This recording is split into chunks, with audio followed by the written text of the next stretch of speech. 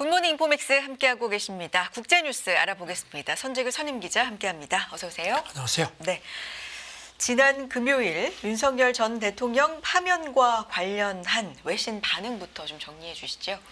외신들도 상당히 관심을 많이 보였습니다. 그중에서 뉴욕타임스가 분석한 게 조금 좀 이렇게 눈에 들어와서 전해드리려고 하는데요. 현재 시간 지난 토요일 날 그 기사 제목이 한국 민주주의가 무모한 지도자를 이긴 방식이란 서울발 기사를 썼는데요. 지난 4개월이 그 한국의 민주주의 회복력을 입증한 시기였다고 하면서 민주주의 취약점하고 회복력을 동시에 보여줬다고 했습니다. 네.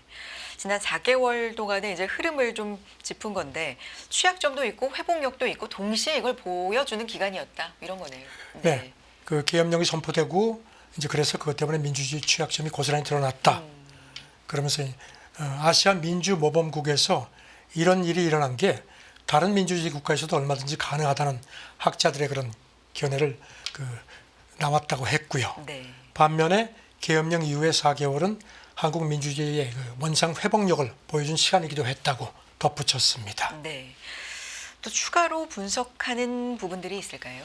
그래서 이제 예를 들어서 계엄군이 국회에 진입할 때 그 분노한 시민들이 맨손으로 막아서 국회가 계엄 해제를 표결할 수 있도록 시간을 줬다고 그렇게 했고요.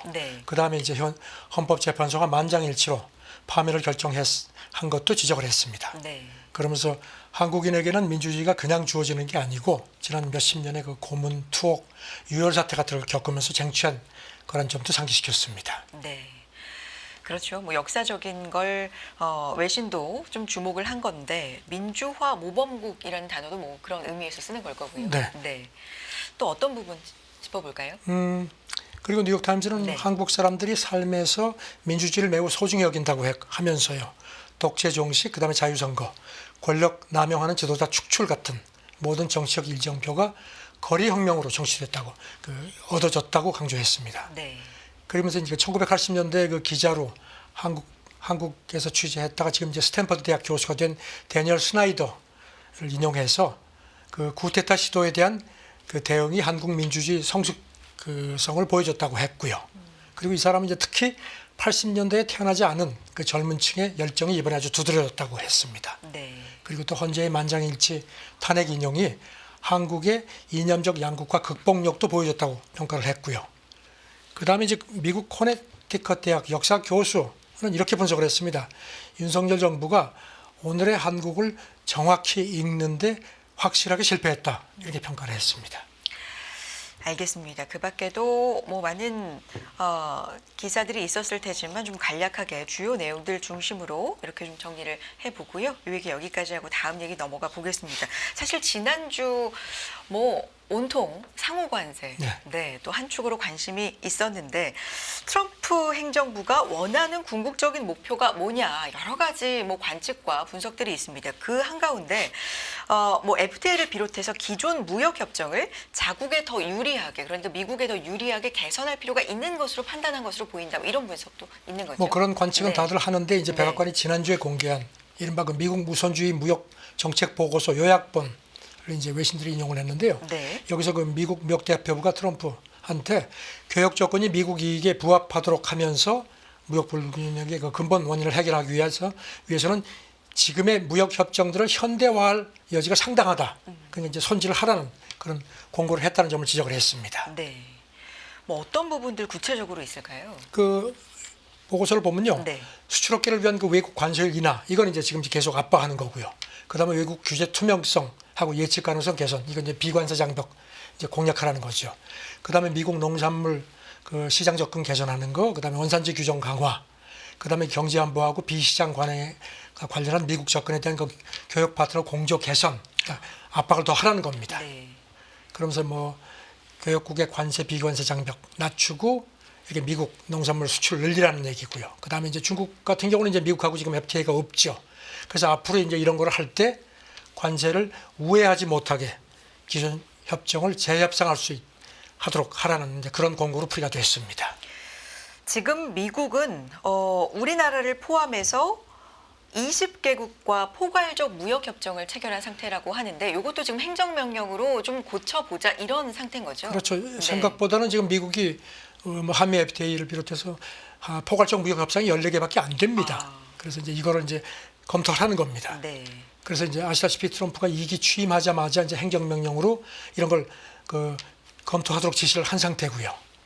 그리고 뭐 아시다시피 이 요약본의 한미 FTA가 구체적으로 지목되지는 않았지만 네. 뭐 아시다시피 우리도 지금 25% 상호 관세를 부과받은 상태죠. 그래서 이제 한미 FTA도 손질을 할 그 가능성이 높다는 그런 걸 좀 거듭 시사를 했습니다. 멕시코, 캐나다, USMCA 같은 경우도 좀 변화가 필요하다. 이거는 뭐 얘기가 있는 애초부터 거고요. 쭉 네. 예측이 되어 왔고요. 알겠습니다. 그런 가운데 USTR은 국방 분야의 FTA, 자유무역협정으로 불리는 상호 군수 조달 협정에도 이 부분도 좀 고칠 필요가 있다, 문제가 있다 이런 지적을 하네요. 그렇죠. 이제 세계무역기구 그 규정에 따라서 이제 정부 조달 협정 (GPA) 네. 이제 이 조약이 체결됐는데 그 밑에 이른바 이제 국방 분야 FTA로 불리죠. 상호 군수 조달 협정. 여기도 문제가 있다고 지적을 했습니다. 그러니까 이겁니다. 미국은 이 국방 조달 그 시장을 다 개방하고 있는데 외국은 그렇지 않다는 겁니다. 그러니까 이것도 이 기회에 손을 대라는 점을 거듭 강조를 했습니다. 네. 미국 기업도 자유롭게 좀 접근할 수 있도록 허용을 똑같이 국방 부문에. 해라. 그 뭐 이런 아시다시피 지금 부분. 우리나라는 미국하고 이거 이 상호 군수 조달 협정 이거를 체결을 논의하기로 했습니다. 그래서 2022년에 양국 정상이 합의를 했고 그래서 협상을 지금 하고 있는 상태입니다. 그러니까 이제 이 보고서를 보면은 미국이 앞으로 여기서 이제 굉장히 조건을 좀 까다롭게 제시할 것 같다는 관측이 되고요. 그리고 또 기억하시지만 지난주에 그 미국 무역 장벽 보고서에서도 우리나라가 그 미국 무역을 수입할 때 이제 기술 이전 같은 걸 이제 반대급부로 요구하는 이른바 절충 교역 하는 것도 한국의 그 무역 장벽이라고 지적을 했죠. 네. 그래서 이제 이것도 앞으로 협상에서 뭔가 더 압박을 할 수 있는 그런 조건이 하나가 되지 않겠느냐는 관측이 나옵니다. 네.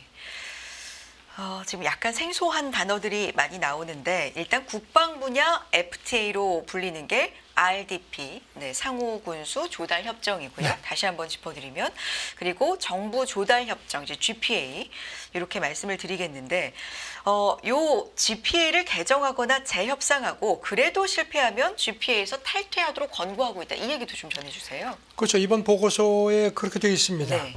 이제 여기는 또 재무부 얘기도 있습니다. 그 환율 정책 관행 같은 걸 평가해서 투명성이 부족하니까 이걸 대응하라는 것도 있고요. 그 다음에 이제 말씀하신 그 정부 조달 협정 그 밑에 있는 그 군수 그 부분에서도 만약에 이게 상대국에서 응하지 않을 경우에는 최악의 경우에 그 정부 조달 협정 탈퇴까지 권고를 했습니다. 네.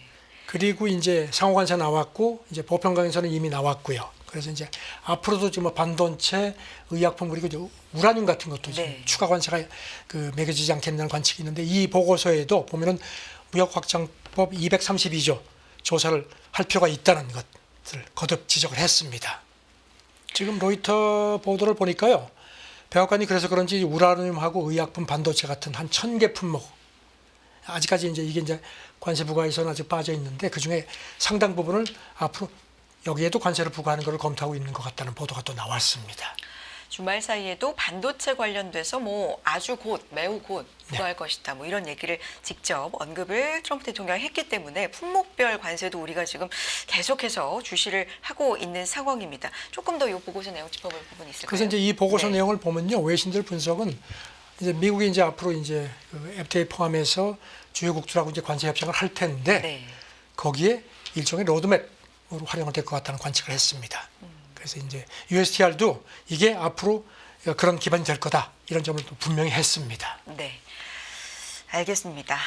중국이 미국과 동일하게 상호 관세 우리한테 때렸어? 그럼 우리도 34% 발표를 한 거죠? 그렇죠. 네.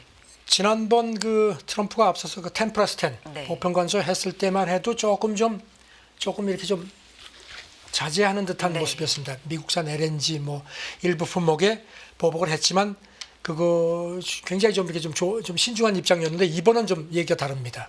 아시다시피 이제 이번 수요일부터 이제 미국의 상호관세가 부과가 되고 근데 중국이 바로 그 다음 날부터 똑같이 34% 맞불 관세 하겠다고 발표를 했고요. 거기다 또 플러스해서 그 핵심 광물 같은 거, 수출 통제, 그다음에 미국 군수기업 16군데에 대해서 이중용품, 물품, 금수까지 더해서 선언을 했습니다. 네. 앞서서 10% 이렇게 두 차례 있었고 이번에 이제 34% 맞은 거잖아요. 중국 입장에서는 합치니까 이제 54%가 됐죠. 네. 되는 건데 사실 앞서서 이제 말씀해 주셨지만 10%대만 해도 물론 맞불로 대응은 했지만 약간 좀 자제하는 분위기가 읽혔는데 이번에는 다르다라는 게 요게 포인트 같아요. 이번엔 아주 그야말로 어떤 의미에서 승부수를 던진 걸로 그렇게 이제 분석이 되는데요. 일단 중국 쪽 판단은 지금 국제사회에서 굉장히 반발이 많다는 점, 그 다음에 뉴욕 증시가 막 잇따라 지금 곤두박질 쳤죠. 이런 것들을 볼 때 트럼프 자기들이 상황이 불리하지 않다고 판단한 것 같다는 겁니다. 네. 근데 요거 합의 가능성도 좀 있다라고 읽힙니까? 앞으로 이제 오늘이 월요일이니까 한 2, 3일 남았죠. 네. 그래서 이제 그 사이에 뭔가 있지 않겠느냐는 그런 기대감도 있는데 그래서 지금 모르겠습니다. 그리고 지금 보면은 트럼프 일기 때도 2018년이었죠. 그 이른바 치킨 게임을 했죠. 그때도. 그러다가 2020년 초에 그 1단계 무역 합의가 됐죠. 그래서 이제 미국 농산물도 많이 사주기로 했는데 코로나가 딱 터지는 바람에 그게 흐지부지 되고 말았죠. 네. 그렇군요. 이렇게 중국 쪽에서는 강하게 반격을 했고 미국에서 특히 트럼프 대통령이 어떻게 이거를 뭐 풀어갈지 혹은 전면전으로 그냥 이끌고 갈지 좀 주목이 되는데 지금 나오고 있는 얘기는 뭐 틱톡 얘기도 나오고 여러 가지 안들이 있네요. 있기는. 트럼프가 현지 시간 지난 금요일 날이요. 틱톡을 슬그머니 또 내놨습니다. 그래서 지금 그 틱톡 미국 사업권 강제 매각하는 이제 시한이 이제 이걸 75일 또 추가시켰습니다. 그러니까 유예하겠다 하면서 중국하고 좋은 신뢰로 계속 협력하기 희망한다고 트럼프가 밝혔습니다. 네. 그 지난달 26일에도 그때도 중국이 틱톡 그 매각에 협조하면은 관세를 내릴 수 있다는 취지의 발언을 한 적이 있습니다. 네.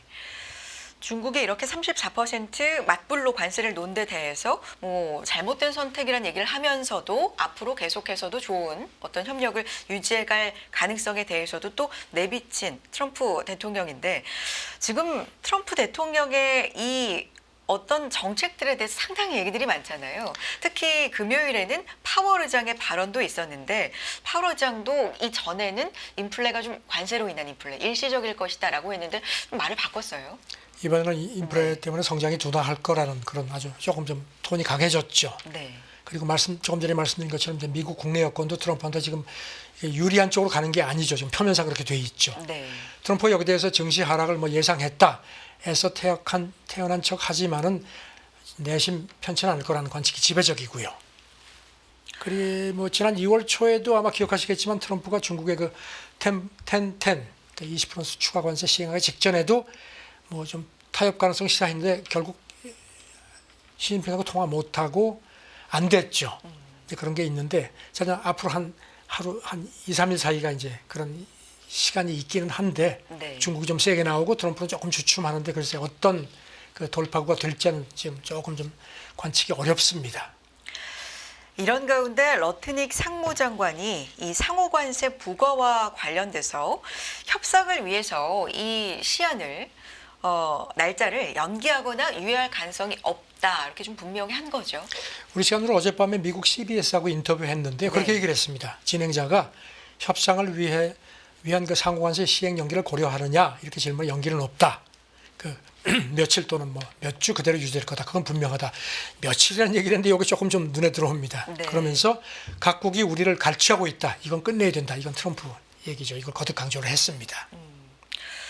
트럼프 우선순위가 관세 이행이지 협상이 아니다. 이게 파이낸셜 타임스 보도인데 사실 이 관세 이렇게 부과하기 전에 뭐 트럼프 대통령 취임 전부터도 그랬죠. 관세 강하게 물론 할 건데 이건 협상용이다라는 관측이 사실 많았기 때문에 근데 이거는 좀 반대되는 얘기잖아요. 그러니까 이제 그렇지 않다는 목소리를 네. 자꾸 내는 게 그만큼 백악관이 지금 좀 몰리는 게 아닌가 하는 그런 관측도 되는데요. 그 파이낸셜 타임스가 지난 토요일이죠. 그 미국 당국자 인용해서 그렇게 얘기를 했습니다. 왜냐하면 그 전날 트럼프가 베트남 공산당 서기장 거기는 지금 46% 제일 높게 받았죠. 그렇죠. 거기하고 전화 통화하고 이제 그래서 이제 저게 저런 식으로 좀 이렇게 정상들이 통화하면서 뭔가 좀 트럼프가 조금 뒤로 빠지는 거 아니냐는 그런 관측이 나와서 그런지 네. 이걸 이제 선을 그었습니다. 백악관 쪽 얘기도 외국 정상하고 통화하는 건 언제든지 열려 있다. 하지만 그거하고 진지한 협상하고는 다른 거다. 혼동하지 마라. 이렇게 선을 긋기는 했습니다. 네.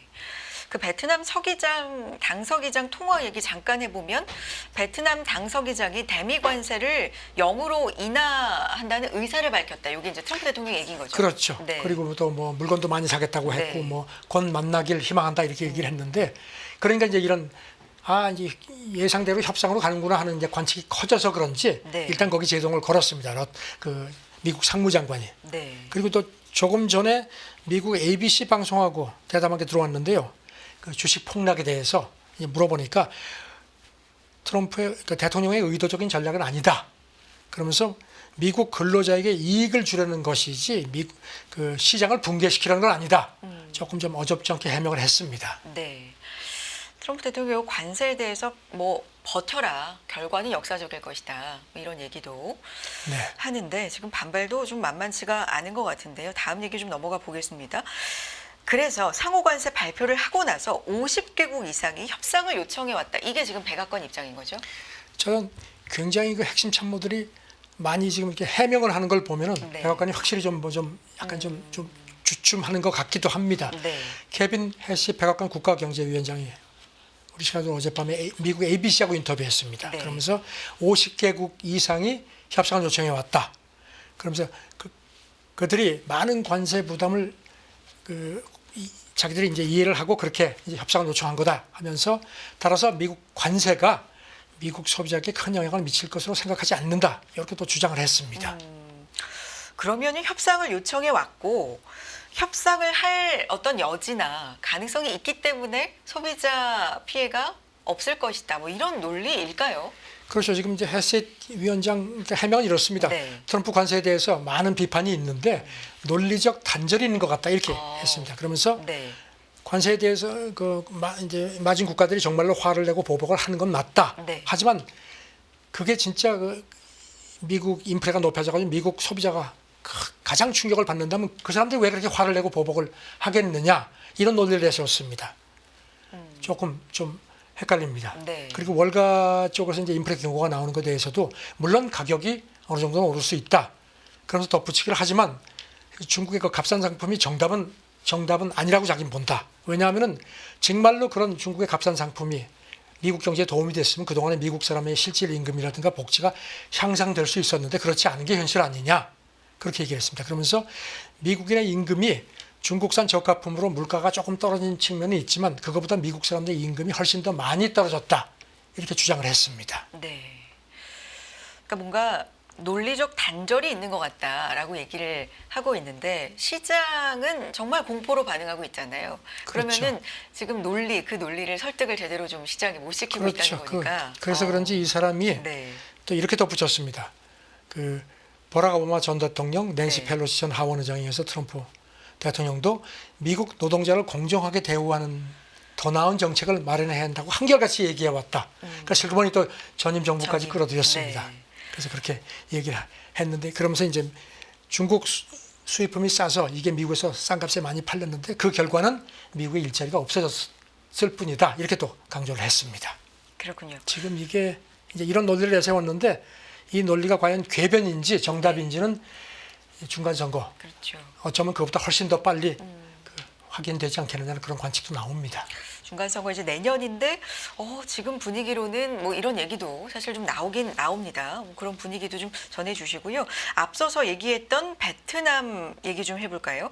46% 초고율 관세를 이제 부과를 받았습니다. 베트남 같은 경우. 근데 공산당 서기장, 베트남 공산당 서기장과 통화를 한 거고 이 통화가 굉장히 좀 괜찮았다 이런 얘기를 한 거죠. 트럼프가 현지 시간 금요일 날 통화하고 바로 트루소셜에 글을 올렸습니다. 그러면서 그 베트남 공산당 서기장하고 생산적 통화를 했다. 그리고 이 서기장이 통화에서 미국하고 협정을 맺기를 희망한다 하면서 그럴 수만 있다면 우리가 관세를 제로로 낮추고 싶다 이렇게 얘기를 했다는 겁니다. 그래서 곧 만납시다 이렇게 자기가 얘기를 했다고 덧붙였습니다. 네.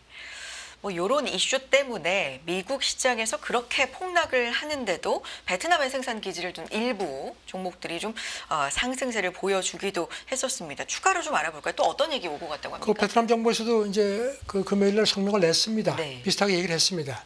그 서 기장이 수입 관세 인하를 약속을 했다. 그러면서 미국도 베트남에서 수입하는 상품에 비슷한 세율을 적용하라고 제안했다 했습니다. 네. 그리고 미국도 그 상품을 더 많이 살 준비가 돼 있고 베트남에 대한 미국 투자도 장려한다고 강조했다. 뭐 이렇게 얘기를 했는데 그리고 이제 트럼프한테 베트남 방문해 달라고 했고 뭐 트럼프가 그 초청을 수락했다 이렇게 또 강조를 했습니다. 네. 그러면 베트남 입장에서는 상당히 좀 뭐랄까요, 큰 어떤 협상 의제를 이제 제시를 한 거잖아요. 0으로 관세를 0으로 인하할 의사도 있다. 근데 시간을 번 것 같다는 생각도 드는 게 협상 시간이 좀 필요하다. 한 발효를 한 달에서 3개월 정도 늦춰주도록 뭐 제안을 했다 이런 얘기도 들려서요.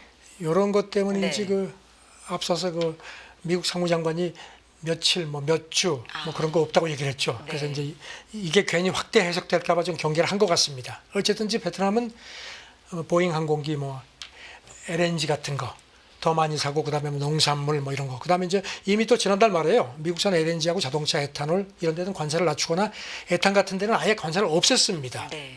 그리고 또 베트남 그 저비용 항공사가 이제 보잉 항공기를 더 많이 사겠다는 이제 그런 것도 이제 오는 수요일 날 협정을 체결한다고 합니다. 일단 베트남이 어떻게 미국하고 계속 접촉하는 부분을 아마 다른 나라들도 많이 지켜보고 있을 겁니다. 네, 그럴 것 같네요. 다음 얘기 넘어가 보겠습니다. 베센트 재무장관이 이 상호 관세 결정에 있어서 러트닉 상무장관 또 피터 나바로 고문한테 밀린다. 블룸버그 보도인데 어떤 얘기입니까? 그 백악관 소식통을 인용해서 전했는데요. 네. 그 이렇게 상호 관세가 막 그러니까 생각보다 좀 강하게 나오니까 이제 월가 쪽에서 금융사 CEO들이 야 이거 이렇게 하면 안 된다. 이래가지고 이제 괜히 또 직접 뭐 이렇게 뭐 성명 내고 하면 이제 트럼프한테 괘씸죄 적용 받을까봐 베센트가 아시다시피 이제 월가 출신이죠. 여기다가 당신이 좀 이렇게 설득해봐라 이렇게 얘기를 한 모양입니다. 그런데 지금 그 백악관 쪽 얘기는 그렇게 관세 정책에 관해서는 베센트가 그 미국 상무장관이나 피터 나바로 무역 정책 고문한테 밀린다는 겁니다. 이 두 사람은 그래도 나름 그 관세 정책에서 상당한 영향력을 행사하지만 베센트는 그저 상황 월가 쪽 얘기 같은 거 전달하고 이런 거 역할밖에 못한다는 게 블룸버그 분석입니다. 베센트는 그냥 설명하는 역할뿐이고 좀 더 중요한 역할은 못한다 뭐 이런 얘기네요. 그래서 이제 월가 쪽에서 그거를 알고 상당히 충격을 받았다는 겁니다. 아. 그 로비스트들이 부심하게 움직이는데 지금 뭐 트럼프의 의중이 워낙 강하기 때문에 네. 지금 월가가 조금 당황한다는 게 블룸버그 지적입니다. 이런 가운데 머스크 CEO가 나바로 고문 우회적으로 비판했다. 이게 또 주목이 된다. 어떤 얘기죠? 그 X에 네. 이런 글이 올라왔다고 합니다. 나바로가 이제 하버드 대학 경제학 박사인데 이걸 이제 상기시키는 글이 오르니까 이제 머스크가 거기 댓글을 달면서 하버드 경제학 박사는 좋은 게 아니라 나쁘다. 그러면서 자아가 두뇌보다 더 큰 문제로 귀결된다. 상당히 좀 묘하게 뼈 있게 꼬집었습니다. 네. 추가로 또 볼 부분이 있습니까? 이게 약간 뭐 그러게요. 뼈 있는 얘기로 좀 들리는데. 글쎄 뭐 지난주에 네. 뭐 머스크의 그 직책이 130일 지나면 이제 뭐 다시 돌아가야 되고 뭐 트럼프가 자기 핵심 참모들 불만을 막 보이니까 조금 기다려 뭐 이런 식으로 얘기한 거에 대해서 이제 머스크가 좀 뭔가 좀 번색을 드러냈는지 말이죠.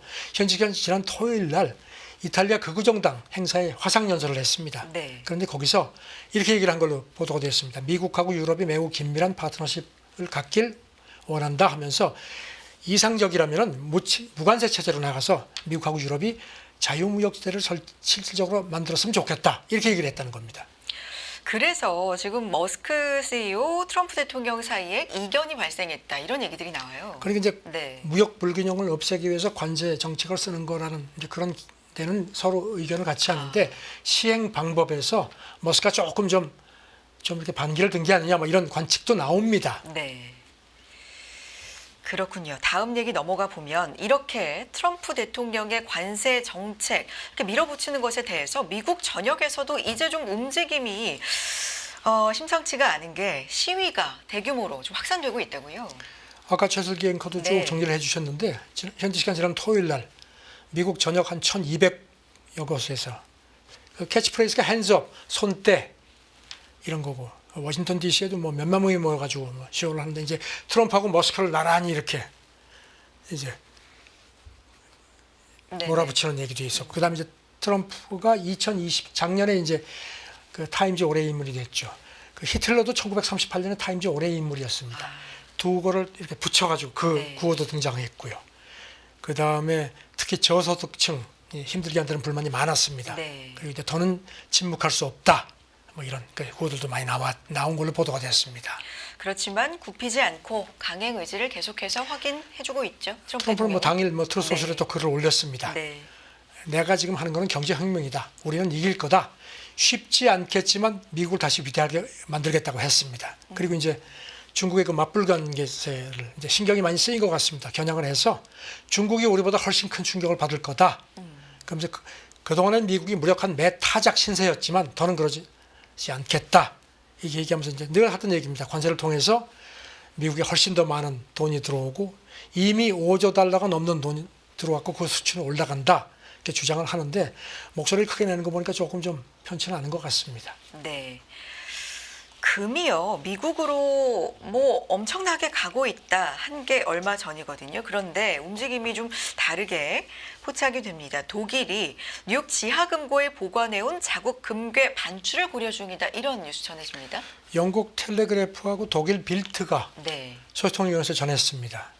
그 지금 독일이 이제 차기 연정 이제 주도를 이제 개민당이 하죠. 그쪽에서 이 트럼프 2기 출범하고 나서 야 이제 미국하고 더 이게 신뢰하려면 파트너는 아닌 것 같다고 판단을 하는 것 같다 해서 그래서 그 뉴욕 연방은행 지하에 독일 중앙은행 보유금의 상당 부분 한 1,200톤 정도로 지금 추정이 되는데요.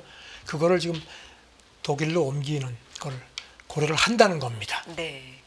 독일이 미국 그다음 2위 금 보유국이라고요. 예, 네. 이게 지금 돈으로 치면은요, 우리 돈으로 한 181조 원 정도랍니다. 그래서 독일 그 전 세계에 있는 독일 중앙은행 그 금 보유량이 한 30% 정도가 그 뉴욕 연방은행 지하에 있다는 겁니다. 이게 독일이 2차 대전 끝나고 나서 이제 미국이 주도해서 마셜 플랜 해서 상당히 무역 흑자를 많이 올려서 이제 그거를 브레턴 우즈 체제에서 금으로 전환해서 이제 보유를 해온 걸로 그렇게 설명이 됐습니다. 네. 그런데 가능한 한 빨리 옮기는 게 이 금을 뭐 이렇게 옮기는 게 바람직하다. 이런 이야기도 나오고 있나 봅니다. 왜냐하면 이제 뉴욕에 놔두는 게 유사시에 네. 그 달러하고 이렇게 확보하는데 유리하기 때문에 그래 온 건데 유럽 그 관계자 얘기도 지금 상황으로 봐서는 빨리 옮기는 게 좋겠다 이렇게 얘기를 했습니다. 그런데 정작 독일 중앙은행 분데스방크 쪽에서는 그런데 그 뉴욕 연방준비은행에 금괴를 보관하는 게 의심할 만한 여지가 전혀 없다. 일단 부인을 했습니다. 네. 그렇군요. 주말 동안에 굉장히 많은 뉴스가 있었는데 네. 이렇게 정리해 주셔서 감사드리고요. 오늘 여기까지 드려야 될 것 같네요. 국제뉴스 선재규 선임기자 함께했습니다. 고맙습니다. 네, 감사합니다.